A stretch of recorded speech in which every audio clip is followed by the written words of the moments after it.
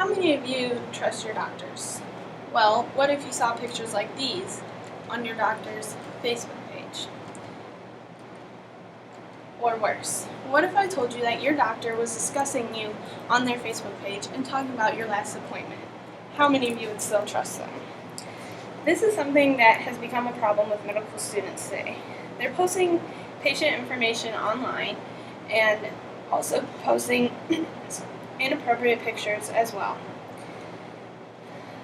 This is very unprofessional. Some of us we've seen these pictures online, and some of us may even be guilty of posting them ourselves. But should we really have to worry about our doctors posting this kind of information? I don't think so.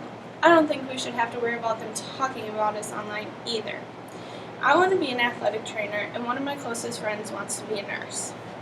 So I know about patient confidentiality, and these students are breaching it in a very serious manner.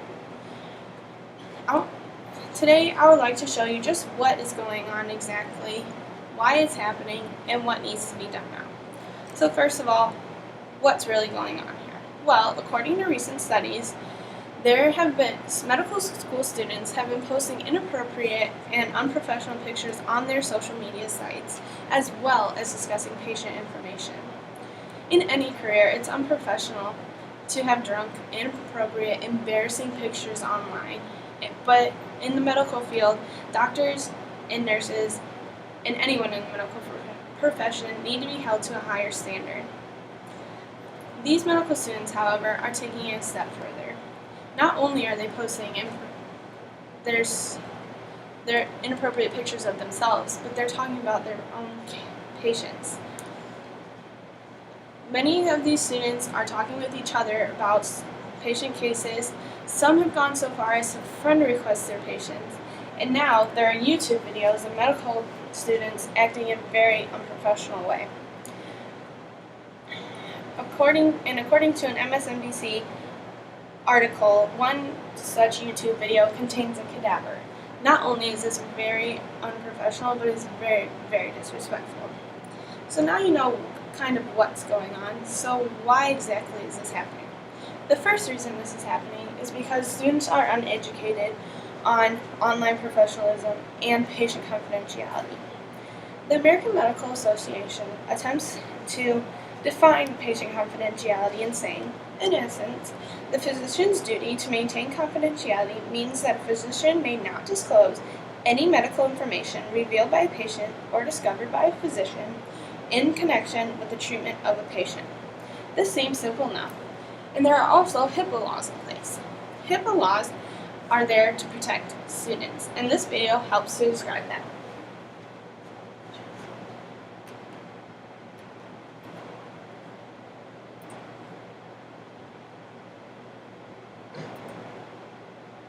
It's a little something we like to call the HIPAA song. H is for help, I is for insurance, P is portability, and A accountability. HIPAA protects the patients, it keeps their info safe, it ensures that what you see here does not leave this place. Oh, I think I get it. If you see a famous person, or just an average Joe, what happens to them here is for no one else to know. You got it. What you see here, what you hear here, must remain here when you leave here. Everybody move, people in the back.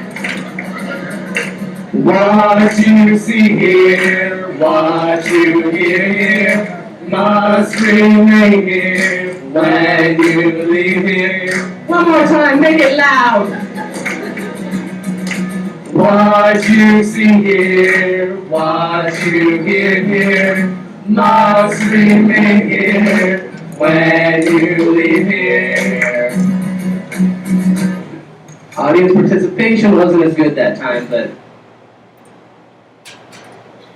That's just a simple way of showing what HIPAA laws are. But basically, They are in place to protect patients' rights, and as you saw in the video, their patient, whatever goes on with their patient should not be discussed at all, no matter what.